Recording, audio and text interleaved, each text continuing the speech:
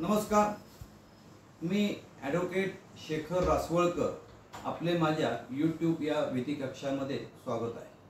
मित्रांनो, परकाम्य लेख अधिनियम म्हणजे निगोशिएबल इन्स्ट्रुमेंट ॲक्ट हा 1881चा कायदा आहे आणि याच्यामध्ये केंद्र सरकारने प्रथमतः 1989 साली कलम 138 हा सेक्शन समाविष्ट करण्यात आला आणि त्याचं फौजदारी कायद्यामध्ये रूपांतर करण्यात आलं. आणि जर चेक डिसऑनर झाला तर त्या ठिकाणी त्याला सुरुवातीला 1 वर्ष, नंतर त्याला 2 वर्ष शिक्षा आणि दुप्पट दंड अशी त्यात करण्यात आली.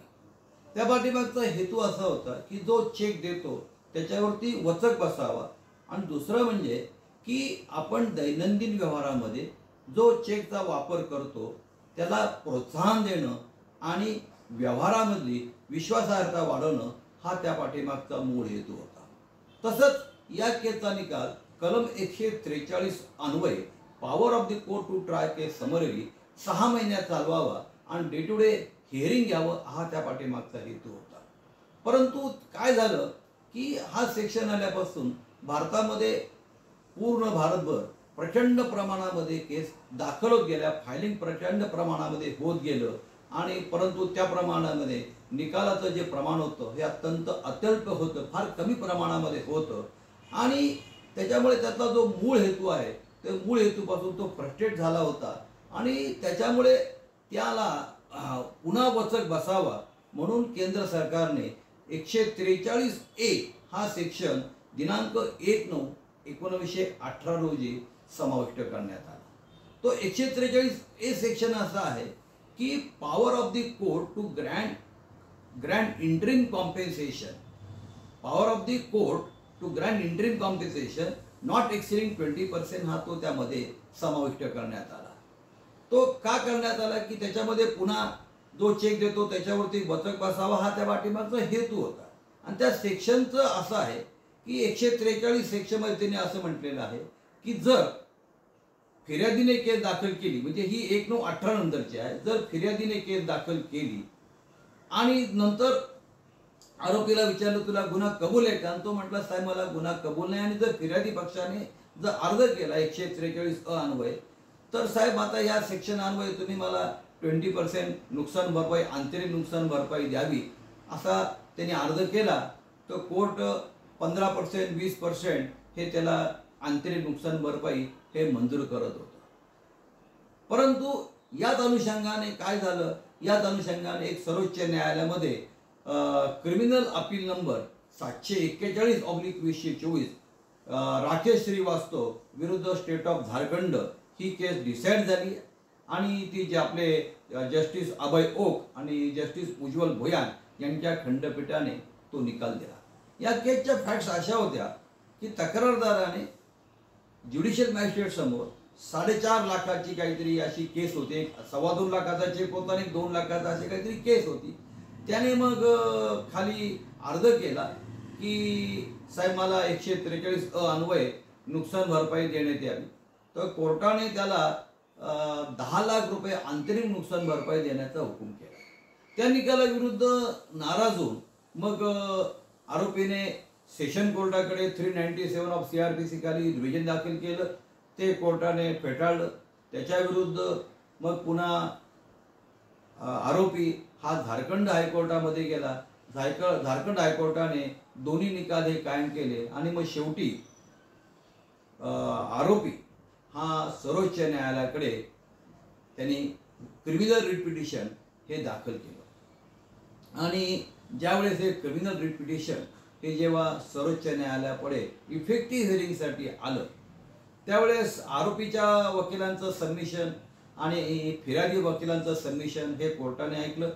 आरोपीच्या वकिलांचं सबमिशन असं होतं की त्याच्यामध्ये हा जो शब्द आहे मे शब्द वापरलाय, power of the court to grant, may court may grant, त्याच्यामध्ये शाल म्हटलेले. त्यांनी सांगितलं की साहेब याच्यामध्ये शाल नाही मे आहे. मग कोर्टासमोर प्रश्न उभा राहिला की whether power of the court to grant interim compensation is directory or mandatory. हे शब्द फार महत्वाचे आहेत. Power of the court to grant interim compensation is directory or mandatory या कोर्टाचा या शब्दाचा कोर्टाने फार गांभीर्याने विचार केला आणि आरोपीच्या वकिलांनी सांगितलं की तिथे मे शब्द वापरलेला आहे. त्यांनी सांगितलं साहेब काय होतं की आरोपीच्या म्हणजे फिर्यादी पक्षाने जर अर्ज केला तो कोर्ट स्वतःचं माइंड अप्लाय करत नाही. Court is not applying their own mind, they are mechanically passing order, they are not applying.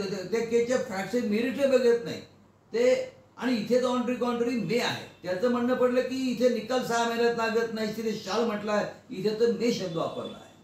मग कोर्टाने फिर्यादी पक्षाचे जे वकील आहेत त्यांचं सबमिशन विचारामध्ये घेतलं. त्यांना विचारलं की त्यांनी असं सबमिशन केलं की साहेब हा जो सेक्शन जो आणलेला आहे 138 हा आणण्यापाठवायचा हेतू काय होता, ऑब्जेक्ट काय होतं की हे लोक चेक देतात, मुद्दाम हेतू पुरस्कार डिसऑनर करतात आणि केसचे कामकाज लांबवतात. आणि 139चं प्रिझम्पशन काय आहे की तुम्ही एकदा चेक दिला की तो प्रिझम्पशन धरलं पाहिजे. आणि शेवटी आरोपीचा सांगितलं बचाव जो आहे तो बचाव तुम्हाला ॲट द मोस्ट शेवटी तुम्हाला हिअरिंगला विचारामध्ये घेत आहे. या दोन्ही गोष्टींचा युक्तिवाद म्हणजे सबमिशन आरोपीच्या वकिलांचं आणि फिर्यादीच्या वकिलांचं दोघांचा युक्तिवाद हा कोर्टाने अत्यंत काळजीपूर्वक तपासला, बघितला आणि मग कोर्टाने शेवटी निर्देश दिले या संबंधात. ते निर्देश असे आहे की सुरुवातीला असं म्हटलंय कोर्टाने की तक्रारदाराने जी केस दाखल केलेली आहे ती सकृतदर्शनी गुणवत्तेवरती तपासली पाहिजे. तसेच आरोपीने जो बचाव घेतलेला आहे त्याची पण गुणवत्ता तपासली पाहिजे. नंबर 1. नंबर 2, जर तक्रारदाराने सकृतदर्शनी जर केस प्रथमदर्शनी सिद्ध केली तरच त्याला नुकसान भरपाई देण्यात यावी.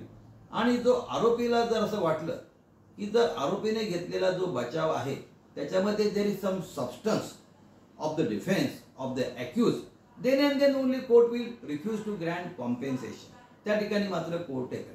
आणि शेवटी जर कोर्टाला असं वाटलं की अंतरिम नुकसान भरपाई द्यायला कोर्टाला द्यावाची वाटली तर त्यावेळेस ती देताना कोर्टाने फिर्यादी आणि आरोपी यांच्यामध्ये असलेले काही आर्थिक व्यवहार काय आहेत, कसला व्यवहार आहे, काय व्यवहार झालेला आहे, दोघांचे आपसातील संबंध काय आहेत आणि या व्यतिरिक्त आरोपीची आर्थिक परिस्थिती काय आहे ही पण तपासली पाहिजे. म्हणजे जसं आपण मनाईहुकूम देताना 39 ऑर्डर 1 CPC प्रमाणे जसं आपण मनाईहुकूम देताना whether the plaintiff prove the prima facie case, whether balance of convenience, irreparable या गोष्टी कोर्ट बघतं त्या धर्तीवरती सर्वोच्च न्यायालयाने हे निर्देश दिलेले आहेत.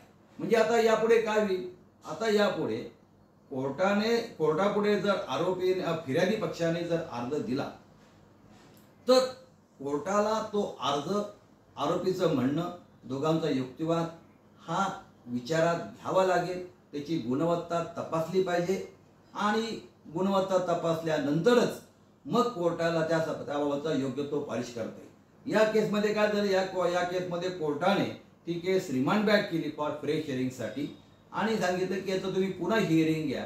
थोडक्यात काय आता हे जे निर्देश दिलेले आहेत हे भारतातील सर्व न्यायालयावरती बंधनकारक राहतील. कोर्टाला या कारण ते सर्वोच्च न्यायालय आहे. असो मित्रांनो, तुम्हाला माझा हा जो व्हिडिओ आवडला लाईक करा, शेअर करा, सबस्क्राईब करा. धन्यवाद.